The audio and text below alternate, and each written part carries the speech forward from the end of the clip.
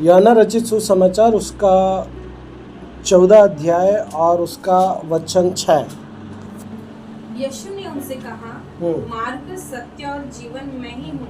बिना मेरे द्वारा कोई पिता के पास नहीं पहुँच सकता। यीशु ने कहा मार्ग, सत्य और जीवन में हूँ। क्या कहा यीशु ने? मार्ग, सत्य और जीवन में हूँ। ओके। बाइबल बता रही है कि यीशु ही सत्य है। यीशु ने ये नहीं कहा मैं भी, यीशु ने कहा मैं ही। भी और ही में फर्क ये है कि बहुत सारे हैं, उसमें से मैं भी एक सत्य हूं। नहीं, यीशु ने कहा मैं ही सत्य हूं, मतलब मेरे सिवा बाकी सब कुछ झूठ है। जो हूं मैं ही हूं, सच्चाई हूं तो मैं ही हूं, उद्धार हूं तो मैं ही हूं, पाप की क्षमा हूं तो मैं ही हूं, योग्य हूं तो मैं ही हूं, काबिल हूं तो मैं ही हूं, परमेश्वर हूं तो मैं ही हूं, कोई और नहीं। हालेलुया। आप और मैं जिसके पीछे चलते हैं वो बहुत सारों में से एक नहीं है, वो एक ही है। वो बहुत सारों में से एक नहीं है, वो एक ही है। वही सत्य है। वही क्या है? सत्य है। यीशु ने कहा मार्ग में ही हूं, सत्य में हूं। यीशु ही सत्य है। आपको पता है दुनिया में झूठ इतना है कि सच का पता लगा पाना मुश्किल होता है। क्या कहा मैंने? दुनिया में झूठ इतना है कि सत्य का पता लगा पाना मुश्किल होता है। शैतान ने दुनिया में एक ऐसा जाल फैला करके रखा है कि लोग सच्चे परमेश्वर तक के पहुंच नहीं पाते। आज आप सोचो, दुनिया में यदि लोगों को बोलो कि आपको माथा टेकने के लिए दरगाह जाना है,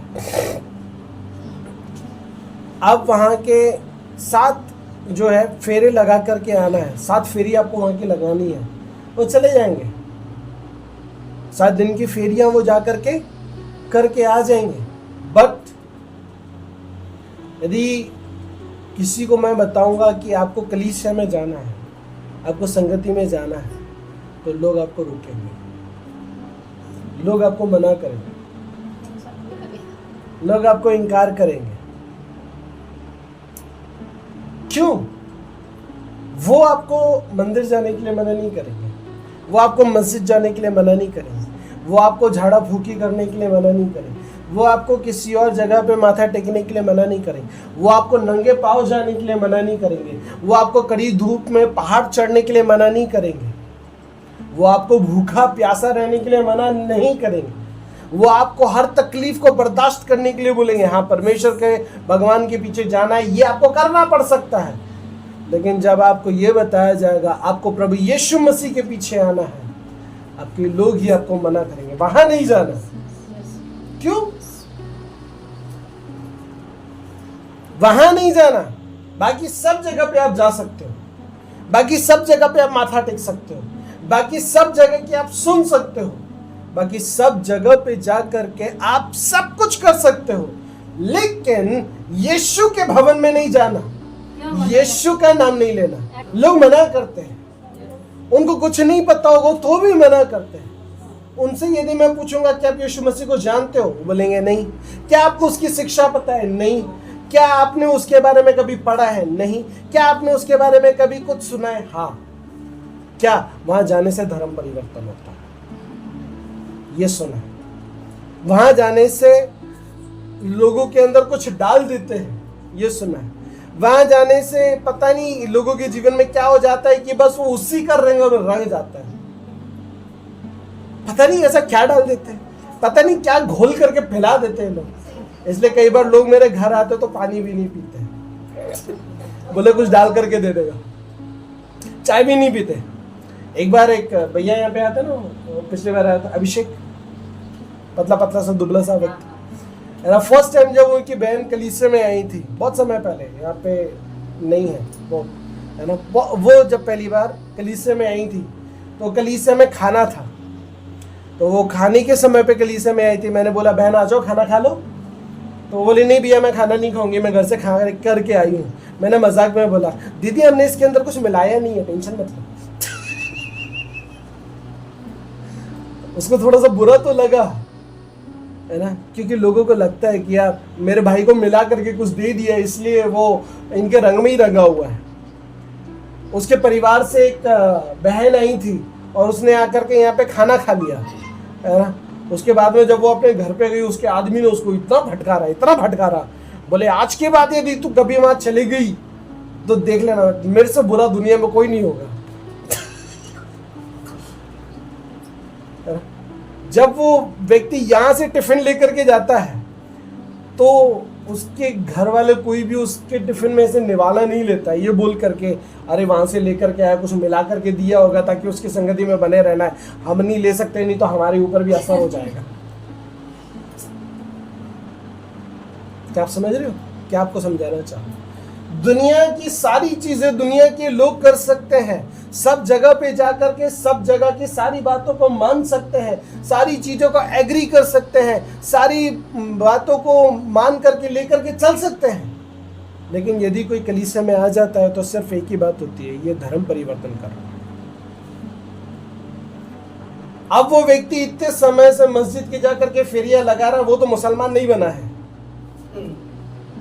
लेकिन यदि कोई संगति में आ जाता है वो क्रिश्चियन बन जाता है। तो बनी क्या? ये तो नहीं बनी। ये कलीसिया की फिलहाल सबसे पुरानी बच्ची है अभी में। कलीसिया की सबसे पुरानी बच्ची यदि कोई ये तो यही है। आज तक उसके पापा ने क्रिश्चियनिटी का टैग नहीं लगाया उसके ऊपर। उसके पापा ने आज तक जाके क्रिश्चियनिटी का धर्म परिवर्तन वाले फॉर्म नहीं भरे हैं। अभी तक के उन्होंने टैग नहीं लगाया कि मैं क्रिश्चियन हूं। आज भी वो नहीं लिखते हैं, आज भी वो पवार ही लिखते हैं।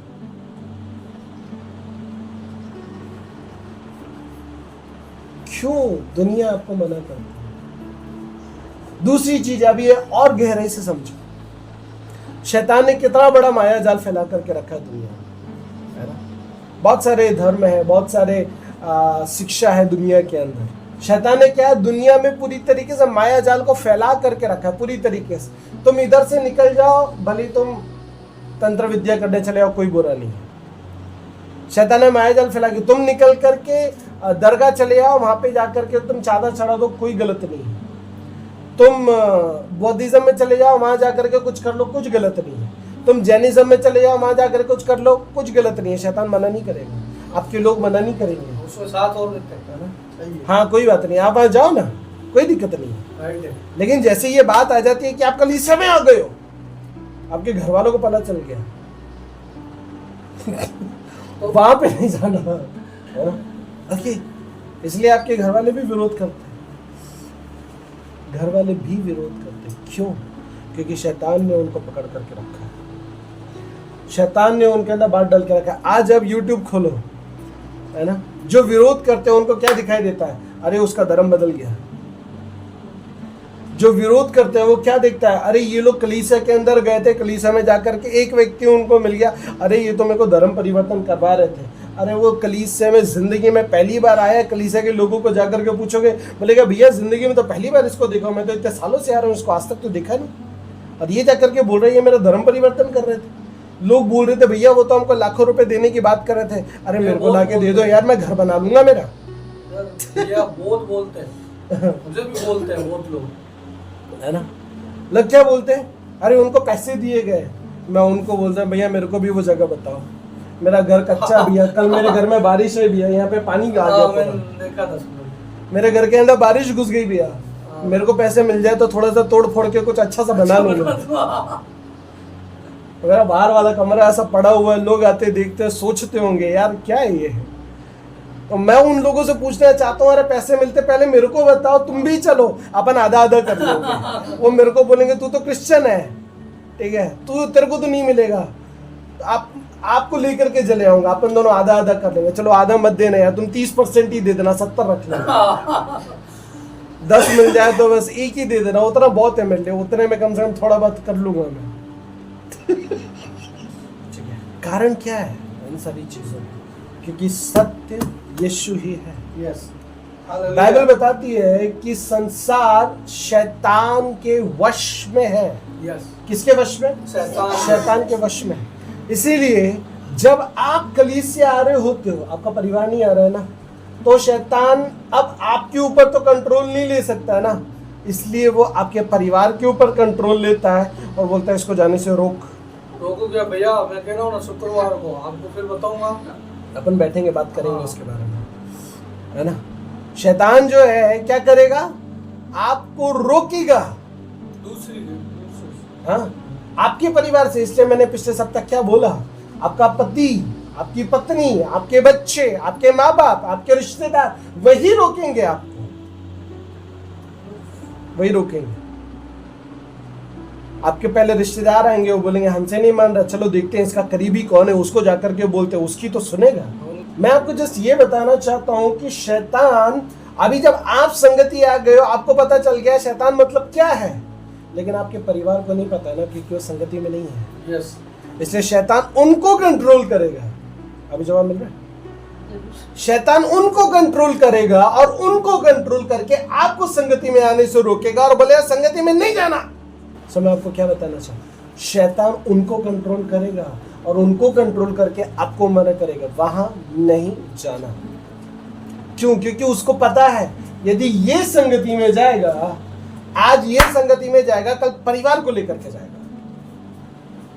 आज तो अकेला जा रहा है, कल पत्नी को लेकर के जाएगा, पत्नी है तो पति को लेकर के जाएगी, और यदि पति पत्नी के जीवन में काम हो जाएगा तो ये माँ बाप को लेकर के जाएंगे। माँ बाप के जीवन में काम हो जाएगा तो इनके बच्चे भी जाएंगे दूसरे वाले, और बच्चे भी जाएंगे तो एक पूरा परिवार चले जाएगा। फिर 10 से 20 हो जाएंगे, 20 से 50 हो जाएंगे, 50 से 100 हो जाएंगे।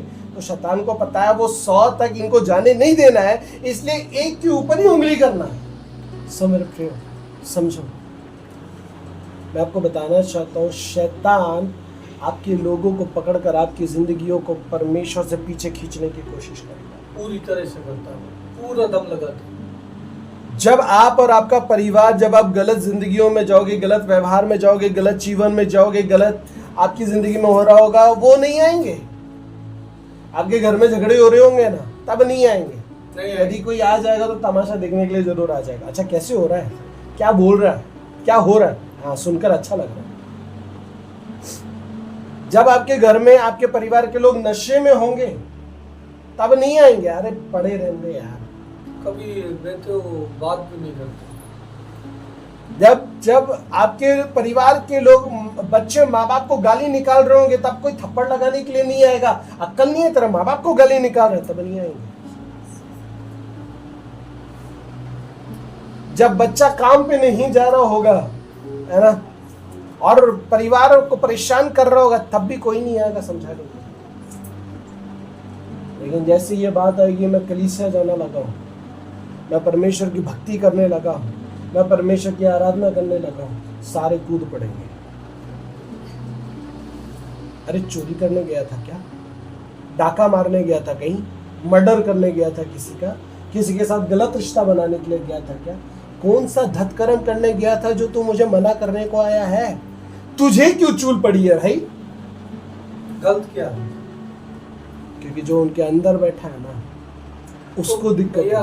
वो ना अपन को वैसे ही देखना चाहते हैं।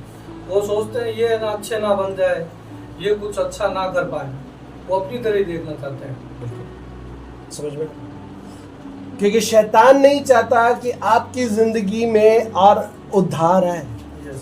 यदि आपकी जिंदगी में उद्धार आ गया, आपके परिवार की जिंदगी में उद्धार आ जाएगा। क्योंकि बाइबल बताती है यदि तू विश्वास करे, तेरा घराना उद्धार को पाएगा। मेरे घर में मेरी मम्मी ने विश्वास करी, मेरी मम्मी के द्वारा मेरा घराना आज विश्वास में है। किसके द्वारा? मेरी मम्मी के द्वारा। मेरी मम्मी ने विरोध का सामना भी किया है, थप्पड़ भी खाए हैं, मार भी खाई है, लेकिन परमेश्वर की संगति में बनी हुई। वो झूठ बोल करके संगति जाती थी, पता है? वो बोलती थी मैं रिश्तेदारों के घर जा रही हूँ, और रिश्तेदारों का घर का नाम लेकर के वो संगति में चली जाती थी। एक बार पापा ने पकड़ लिया, खूब मारा। उसके बाद भी चोरी छुपी जाती थी, आदमी को मना करती थी, यहाँ नहीं जाऊंगी, आदमी को मना करती थी, लेकिन संगति जाती थी। क्यों? क्योंकि उसको पता है मुझे सच्चाई मिल गई, संगति जाती थी। यदि वो संगति जाना छोड़ देती मार की वजह से, डर की वजह से, उन बातों की वजह से, तो आज मैं यहां नहीं होता। यस, यदि वो चुप करके बैठ जाती, तो आज मैं यहाँ नहीं होता। यदि वो उस मार से चुप होकर के बैठ जाती ना दीदी, तो आज मैं आपको सुसमाचार नहीं दे रहा होता और आप यहाँ नहीं बैठे होते। उसने उस मार को बर्दाश्त किया और वो परमेश्वर के पीछे बनी रही। हाँ, भले वो झूठ बोल करके जा रही थी, लेकिन उसको संगति जाना जरूरी था। सो मेरे प्रियो, क्योंकि वो शैतान है जो आपके परिवार को परमेश्वर के करीब, मतलब सच के करीब आने से रोकना चाहता है, जो आपको उद्धार के करीब आने से रोकना चाहता है, जो आपको उद्धार में आपके परिवार को आने से रोकना चाहता है, क्योंकि उसको पता है यदि ये संगति में चले गए, इनके ऊपर मेरा राज खुल जाएगा कि मैं शैतान हूं। मेरे प्रिय, आपको सिर्फ ये बताना चाहता हूं, क्योंकि सत्य यीशु है, इसलिए जब आप सत्य के करीब आते हो, शैतान आपको क्या करता है? रोकता है। फिर आगे वचन पढ़ना, यूहन्ना इसी का 8 अध्याय और उसका 32 वचन पढ़ना। तुम सत्य को जानोगे तुम सत्य को जानोगे और सत्य तुम्हें स्वतंत्र करेगा। और सत्य तुम्हें स्वतंत्र करेगा। बाइबल बता रही है सत्य कौन है? यीशु है। इसलिए शैतान उसका विरोध करता है आपके परिवार के द्वारा, आपके लोगों के द्वारा, आपके रिश्तेदारों के द्वारा। इसलिए आज हम जब YouTube खोलते हैं या फिर कुछ खोलते हैं, वहां पे उल्टी सीधी चीजें देखने को मिलती है। धर्म परिवर्तन, पैसा मिलता है, ये होता है ना। उस व्यक्ति को बोलना, भैया मेरे को भी बता दे, वो भैया भी जाने को तैयार है। मेरे को भी बताना, मैं भी चलूं। मैंने कईयों को बोला, आज तक कोई लेकर के नहीं जा पाया। उसके बाद वो बाइबल बताती है तुम सत्य को जानोगे। सत्य मतलब कौन? यीशु मसीह। तुम सत्य को जानोगे। सत्य कौन है? यीशु मसीह। जब आप यीशु मसीह को जानोगे तो आप क्या होगे? आजाद हो जाओगे, स्वतंत्र हो जाओगे। मतलब क्या हो जाओगे? आजाद हो जाओगे। तुम सत्य को जानोगे और सत्य तुम्हें आजाद करेगा, स्वतंत्र करेगा। सत्य कौन है? यीशु। तुम यीशु को जानोगे और यीशु भी नहीं, यीशु ही तुम्हें आजाद करेगा। आमीन। क्योंकि सत्य कौन है? यीशु है। इसलिए जब तुम सत्य को जानोगे, मतलब यीशु मसीह को जानोगे, जब तुम यीशु मसीह को जानोगे, यीशु मसीह तुम्हें आजाद करेगा। किससे आजाद करेगा? जिसमें तुम अभी तक फंसे हुए थे, जिसकी वजह से तुम बीमार थे, जिसकी वजह से तुम्हारे घर में झगड़े रगड़े थे, जिसकी वजह से तुम्हारी आपस में बनती नहीं थी, जिसकी वजह से तुम्हारे काम बिगड़ते जाते थे, जिसकी वजह से तुम्हारी तकलीफें बढ़ती जा रही थी, झूठ भी नहीं बोला जा सकता, जिसकी वजह से तुम पूरी तरीके से दुष्ट के चंगुल में थे। आप उन बातों से निकल करके बाहर आ जाओ,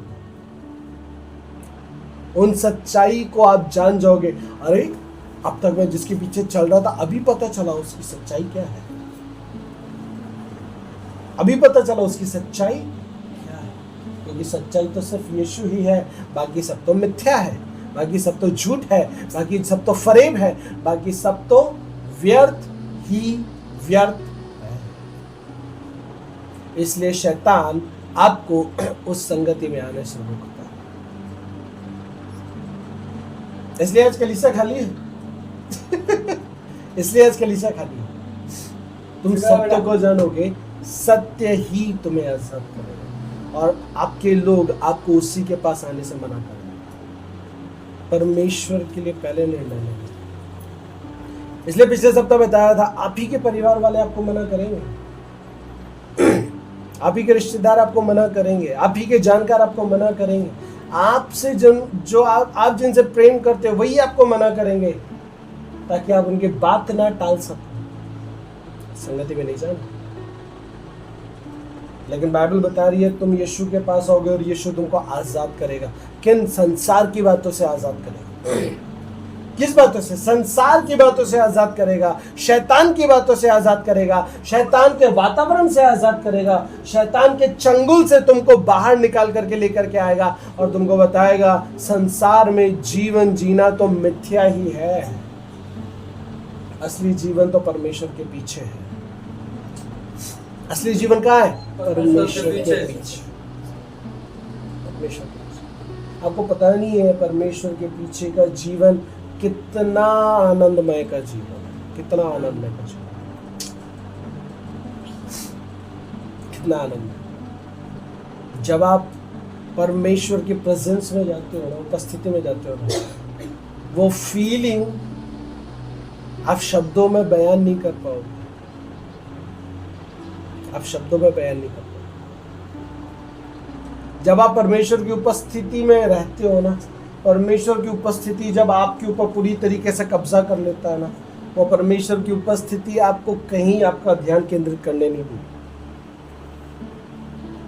ओके, ये अलग टॉपिक हो गया, वहां पे नहीं जाऊंगा।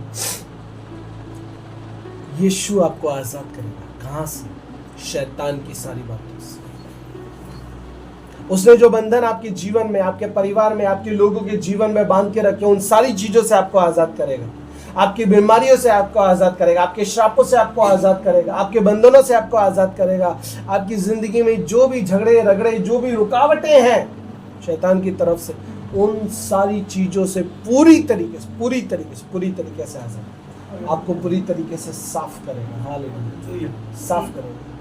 जब आप परमेश्वर के पास आते हो ना, परमेश्वर आपको धोता है। क्या करता है?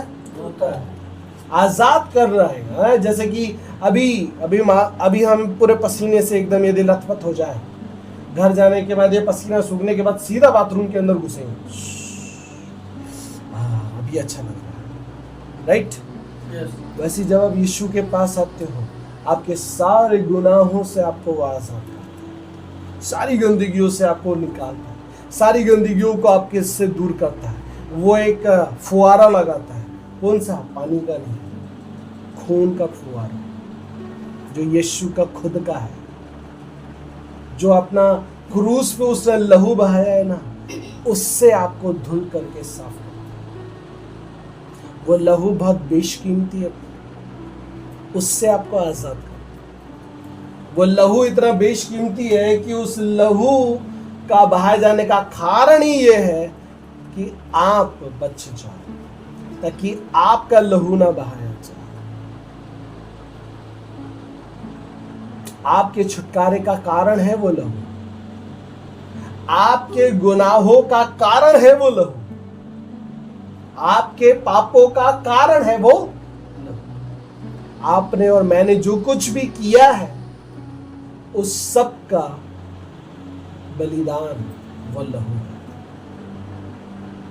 समझ में आया? आपके मेरे गुनाहों के लिए ही वो बहाया गया। यीशु ने तो कुछ गलत नहीं किया।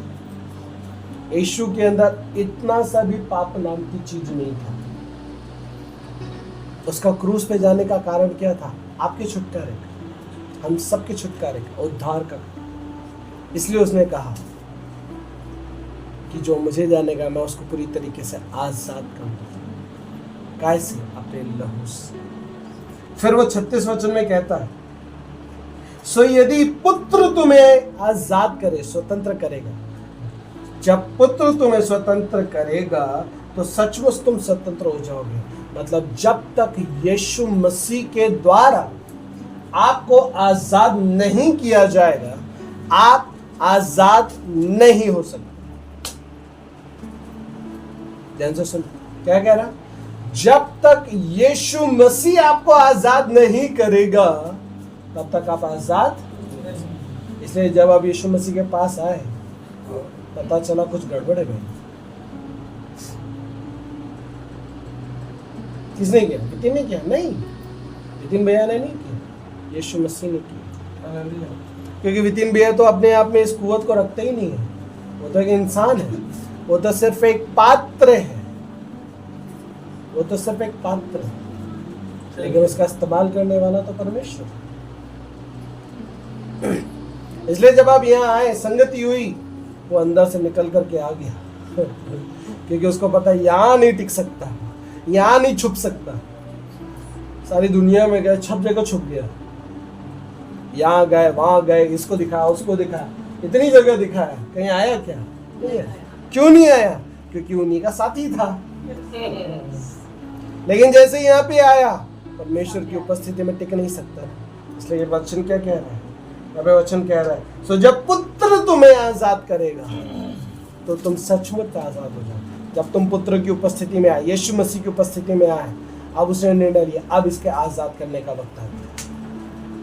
वो आपका वक्त था आपकी आजादी का, और वो आपके परिवार का वक्त था सच्चाई को जानने का। समझ रहे?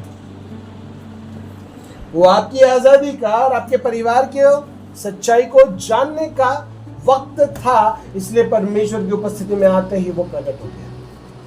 Hallelujah, hallelujah.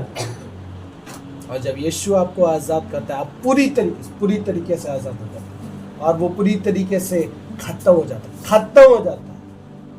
क्या हो जाता है? जड़ से खत्म हो जाता है, बाकी नहीं रहेगा। दोबारा उगने की उसकी कुवत ही नहीं रहेगी। क्यों? क्योंकि परमेश्वर जब कोई इलाज करता है ना, जड़ से काट देता है, ताकि दोबारा पैदाइश ना, दोबारा वो काम ही ना।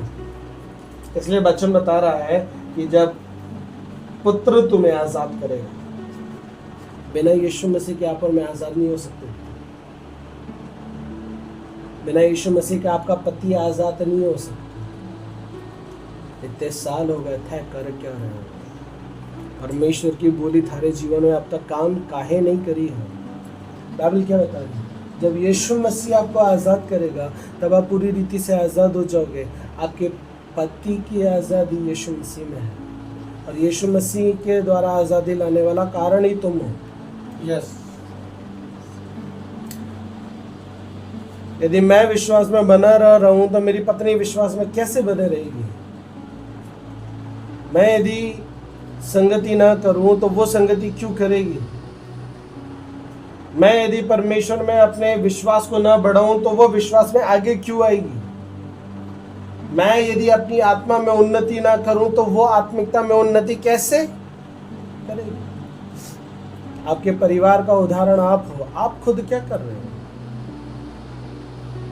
आपके परिवार का उदाहरण आप दोनों हो। आप क्या कर रहे हो?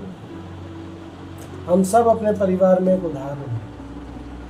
यीशु ने मुझे आज़ाद कर दिया। मेरी जिम्मेदारी है, मेरे द्वारा मेरा पूरा परिवार आज़ाद होना है, मेरे द्वारा मेरा पूरा खानदान आज़ाद होना है, मेरे द्वारा मेरा पूरा एरिया आज़ाद होना है, मेरे द्वारा पूरी तरीके से परमेश्वर का काम मेरे जिंदगी में, मेरे रिश्तेदारों, मेरे लोगों में आना है।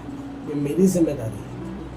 आज आपको सिर्फ इतना बताना चाहता है, आपको लोग आने से रोकेंगे, आपके लोग रोकेंगे, लेकिन उसका कारण ये नहीं है कि वो व्यक्ति आपको रोक रहा है। उसका कारण ये है कि उस व्यक्ति के अंदर वो दुष्ट काम करने की कोशिश कर रहा है। और वो दुष्ट काम करने की कोशिश क्यों ले रहा है? क्योंकि तुम अधिकार नहीं ले रहे, तुम वो जीवन नहीं जी रहे हो जो परमेश्वर चाहता है। नहीं तो इतने साल में तुम्हारा पति आज़ाद ना हो, ये मुमकिन ही नहीं। पता है, मेरी माँ आदमी के विरोध करने के बावजूद सुबह 5 बजे उसका डेली का रूटीन था, और आज भी है।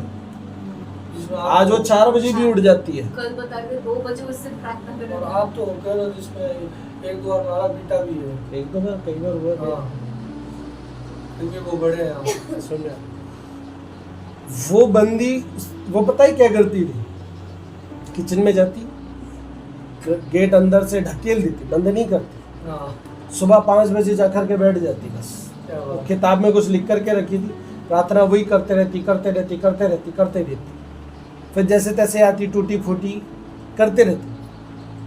पर पता है कि 6 बजे मेरे को काम पे लगना पड़ेगा, क्योंकि आदमी 8 बजे ड्यूटी पे जाता है। तो 6:30 बजे उठती थी, अपना काम वाम करके 8 बजे आदमी को टिफिन पैक करके जा। उसके बाद वापस वही रूटीन। अब घर में रोकने वाला कौन है? एक चीज ध्यान रखो,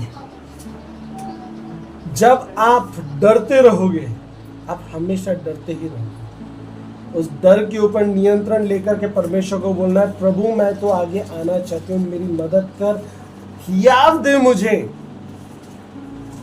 अपने आदमी को कैसे कंट्रोल में लेना है परमेश्वर की आत्मा के द्वारा। मैं आपको बताऊंगा, लेकिन कब? जब तक बैठोगे, जब तक फोन करोगे, जब तक संगति करोगे। थाने तो फोन करने का टाइम कौन नहीं है, संगति की तो बात छोड़ दो। आज ही परमेश्वर ने वचन दिया था, परंतु मैं उसी की ओर दृष्टि करूंगा जो दिन रात खेदित मन का हूँ और मेरे वचन को सुनकर थरथराता हूँ। Okay, yes. और परमेश्वर के वचन को लेकर के डर का जीवन रखता है, परमेश्वर के प्रति डर का, वफादारी का, जिम्मेदारी का, यस, उसके ऊपर अपने आप को प्रकट कर दूं। जो दुख में है, प्रभु मैं करना चाहता हूँ, प्रभु मैं बढ़ना चाहता हूँ, प्रभु मैं तकलीफ में हूँ मेरे परिवार की वजह से, लेकिन तेरे वचन का डर है मुझे, तेरा डर है मुझे, तेरा भय है मुझे, मैं तुझे नहीं छोड़ना चाहता, मैं तुझसे दूर नहीं होना चाहता, मैं तेरी संगति से दूर नहीं होना चाहता, प्रभु मेरी मदद कर। एक समय थे गवाही दे रहे थे, ये भैया मेरे आदमी को परमेश्वर तब तक घर पे आने नहीं देता जब तक कि मैं घर पे नहीं जाती। अभी थे कई बोल रहे हो, थे खुद अपनी गवाही से पलट रहे हो,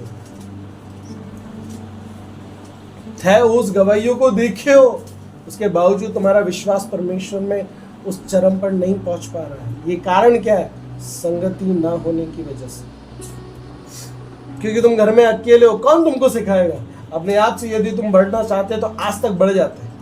यस। सो मैं आज आपको क्या बताना चाहता हूँ, सिर्फ इतना, आपके लोग आपकी जिंदगी में विरोध करते, उसका कारण क्या है? शैतान नहीं चाहता परमेश्वर के पास, शैतान नहीं चाहता परमेश्वर की सच्चाई में बढ़ो, शैतान नहीं चाहता आप परमेश्वर में अव्वल बनो, शैतान नहीं चाहता परमेश्वर की आशीषों के भागी बनो, शैतान नहीं चाहता कि आप बचो और अपने परिवार को बचाओ, शैतान नहीं चाहता कि आप परमेश्वर में बढ़ो ताकि आपका परिवार बढ़ जाए। वो चाहते ही नहीं। उसने इतने सालों से आपको अपने पीछे रखा है। अभी मैंने पिछले दिनों ये बात बोली है ना, क्या बोला था कि इतने सालों से, मान लो आप मेरे दुकान से पानी लेकर के जा रहे हो, 10 साल, 15 साल, 20 साल, 20 साल से आप मेरी दुकान से पानी लेकर के जा रहे हो, मेरे को पता ही है मेरा परमानेंट ग्राहक है।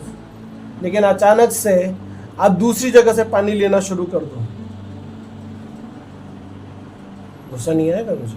बहुत आएगा। इस व्यक्ति ने मेरे ग्राहक को छीन लिया, मेरी रोजी रोटी छीन रहा, रुक जाता को जाऊंगा टोटका करने के लिए, ये ले उसका बाल कर, 10,000 लेके जा, उसका दुकान नहीं चलना चाहिए। सही है भैया, बहुत होता है। समझ रहा? ये कौन है? शैतान। वो आपको अपने पास से जाता हुआ देख ही नहीं सकता। आप जब तक उसके पास थे ना, आपकी लाइफ में कोई प्रॉब्लम नहीं थी, आपके परिवार वाले कभी किसी रीति से आपको कुछ भी नहीं बोलते थे, हाँ चलो सब कुछ ठीक है। आज परमेश्वर में आते ही संगत ही नहीं जाना, घर में प्रार्थना नहीं करना, तो चली गई ना तेरी टांगे तोड़ दूंगा, देखना जाके देखा मेरे को। क्या समझाना चाहता हूँ कि यीशु ही सत्य है, और जब आप सत्य के करीब आओगे तो झूठ ने इतना जो पर्दा फैला के रखा था इतने सालों का, आज आपकी 25, 26, 27, 28, 30, 35, 40 जो भी उम्र हो, इतने सालों से जब आप उसके चंगुल में थे तो उसको अच्छा लग रहा था। अब जब आप पानी दूसरी जगह से लेने जाओगे तो तकलीफ तो हो जाएगी, बहुत ज़्यादा होती है, तकलीफ तो हो जाएगी। इसीलिए वो रोकता है। और जब आप यीशु मसीह के पास आते हो तब यीशु मसीह जो है आपको उन चीज़ों से पूरी तरीके से आज़ाद कर देता है, और जब वो आपको आज़ाद कर देता है आपकी सारी रुकी हुई बातें बनना शुरू हो जाती हैं, आपकी रुकावटें दूर हो जाती हैं। हालेलुया। इसे सब इतना बता करके ख़त्म करना चाहूँगा, ये कारण है कि शैतान आपको प्रभु के करीब आने से रोकता है, क्योंकि उसको पता है ये वहाँ जाने से आज़ाद हो जाएगा, ये वहाँ जाने से मेरी सच्चाई को जान जाएगा, ये वहाँ जाने से मेरी ज़िंदगी का सारा उलट फेर हो जाएगा। यदि ये बच गया अपने पूरे परिवार को बचा लेगा। इसकी एक स्टोरी बताता हूँ। एक बार एक व्यक्ति कहाँ जा रहा है? संगति जा रहा है। ध्यान से सुनो, कहाँ जा रहा है? संगति जा रहा है। जाते जाते कीचड़ में गिर गया, तब वो चेंज करने के लिए वापस गया। जब वो चेंज करके जा रहा था संगति के लिए, और तो उसके बहन आ गई, पूछी कहाँ जा रही है, कहाँ जा रहा है? बोले प्रार्थना के लिए जा रहा हूँ। चल, तो दोनों चले। अब दोनों का वापस कीचड़ में गिर गए। अब वो दोनों गिरे तो वापस घर गए। अब घर गए तो वापस कपड़े चेंज करके वापस जाने लगे। अब जा रहे थे, इतने में बुआ आ गई। तो बुआ पूछी कहाँ जा रहे हो? बोले प्रार्थना को जा रहे हैं। तो तुम भी चलो। ठीक है बोले, बुआ भी चलने लगी। अब वो बुआ को लेकर के जा रहे थे, फिर वापस तीनों कीचड़ में गिर गए। अब कीचड़ में गिर गए तो वापस घर गए। अब घर जाके वापस चेंज किया। अब चेंज करके जा रहे थे, इतने में फूफा जी आ गए। फूफा जी बोले कहाँ जा रहे हैं? बोले हम संगति को जा रहे हैं। तो बोले तुम भी चलो। बोले ठीक है। अब ये चारों जाने लगे। अब वापस जा रहे थे, इतने में वो कीचड़ वापस आ रहा था। इतने में एक व्यक्ति वहां पे लालटेन लेकर के आ गया। बोले भैया इधर से मत जाओ। अच्छा क्यों? बोले वहां पे कीचड़ है, गिर जाओगे। बोले अच्छा ठीक है, मैं आपको रास्ता बता देता हूँ, मेरे पीछे पीछे आओ। तो वो लालटेन लेकर के उनको रास्ता दिखाते हुए सीधा संगति में लेकर के गया और संगति में छोड़ करके वो बाहर की बाहर वापस आ गया। तो मेरा सवाल, अब वो व्यक्ति कौन है जो लालटेन लेकर के उनको कीचड़ से बचाने को आया? वो आप हो। अच्छा सॉरी, वो आप हो। भैया बोलते हो मैं हूँ। बोलो है और मैं हूँ। मेरे हिसाब से तो ये बता हाँ कीचड़ की जोर बात से बोलो। है, तब थोड़ा सा वो तो दुष्ट था, उनको रोक रहा था कि हाँ। चलो गेम से। वो वो लालटेन तो वाला कीचड़- व्यक्ति कौन है? नहीं, कीचड़ तो वो दुष्ट है, लेकिन जो वो लालटेन लेके प्रार्थना तक पहुंचा रहा है ना, मेरे हिसाब से भैया। अच्छा कौन है? परमेश्वरी है क्या? अडिगो? या वो तो परमेश्वर है है, ही। ये परमेश्वर का दास है। अच्छा कौन? शैतान। वो शैतान है। शैतान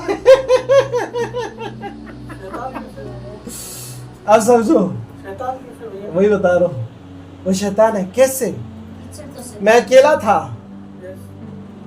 मैं अकेला जा रहा था, मेरे को रोक दिया, इसको जाने नहीं दूंगा। अच्छा कीचड़ में डाल दिया। हाँ अंधेरा था, उसने क्या किया? अंधेरा कर दिया, कीचड़ में डाला, वापस गया। अब 1 से 2 हो गया, हाँ हाँ। फिर 2 से 3 हो गया, 3 से 4 हो गया। अब उसको टेंशन हो गई, वो तो बढ़ते जा रहे रास्ते हैं। दिखा दिया उसने। 4 हो गए। अरे इसको तो जाने देना अच्छा है, नहीं तो 4 से 8 और 8 से 16 और वो 16 से बढ़ते 32 जा हो रहे हैं, जाएंगे। बढ़ते फिर जा तो रहे हैं। ये पूरी गांव को ही लेकर के चले जाएगा। इससे बढ़िया इसलिए चले जाए ना। इनको रास्ता दिखा देता, तुम छारी जाओ भाई, यस यस। गांव को लेकर के जाने नहीं दूंगा। अच्छा शैतान था वो। गांव को लेकर के जाने नहीं दूंगा। हाँ ये बात नहीं करूँगी। क्या आप समझ में आया? सही सही है। इसमें उस व्यक्ति का रोल है जो कीचड़ में गिरा, वो हिम्मत नहीं हारा। हाँ मतलब वो एक से एक बढ़ते जा रहे थे। उसने कहा यदि पूरा गांव चला जाएगा उससे अच्छा तो इन चारों को जाने दो। उसको पता है 1000 के जाने से अच्छा 4 का जाना अच्छा है। यस राइट है भैया। 996 को तो अपने साथ नरक में लेकर के जाऊंगा, हाँ ये 4 को जाने दो भाई। जाने दो। लेकिन वो 4 हिम्मत नहीं हारेंगे तो ही, यस लेकिन उस 4 के लिए एक व्यक्ति को मेहनत करना जरूरी करना है, पड़ेगा। वो आप। यस यदि वो पहला व्यक्ति कीचड़ में गिरने के बाद यदि अपने घर में रुक जाता, Yes, बाकी yes. के 3 नहीं जा पाते।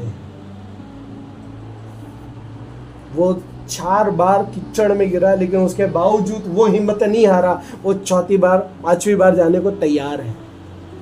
वो पहला व्यक्ति, वो आप हो। आपने सत्य को जान लिया। क्या? आपने सत्य को जान लिया। सत्य को जानने के बाद अब आपको यीशु मसीह के बारे में पता है कि उसने कलीसिया में आकर के मेरे को पाप से, गुनाहों से, अपराधों से, श्राप से, बीमारी से, कर्जे से, इससे उससे छुड़ा लिया है। अब यदि मैं मेरे पति को ले जाऊंगी वो भी छूट जाएगा, मेरे मम्मी पापा को ले जाऊंगी वो भी छूट जाएगा, मेरे बच्चों को ले जाऊंगा वो भी छूट जाएगा, मेरे रिश्तेदारों को ले जाऊंगा वो भी। छूट जाएगा। अब ये आपके हाथों में डिपेंड करता है कि आप उस आजादी को बरकरार रखना चाहते हो, आप उस स्वतंत्रता में रहना चाहते हो, आप उस स्वतंत्रता में औरों को लाना चाहते हो। उसके लिए सबसे पहले आपको स्वतंत्रता में बना रहना पड़ेगा, आपको यीशु मसीह में बना रहना पड़ेगा, आपको हिम्मत बांध कर रखना पड़ेगा। कीचड़ तो आएगा,